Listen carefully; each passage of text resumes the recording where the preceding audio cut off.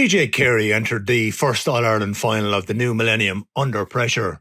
Kilkenny's star forward had come in for criticism as the Cats had lost the previous two deciders.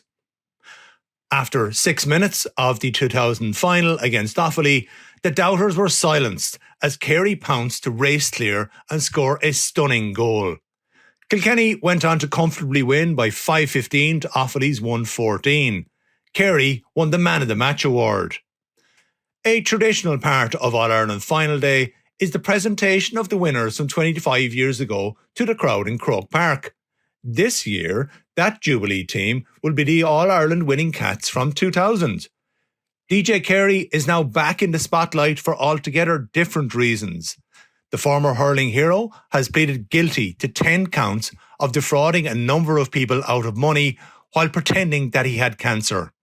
Carey, 54, stood in a courtroom dock this month and replied guilty when 10 deception charges were read out to him at Dublin Circuit Criminal Court.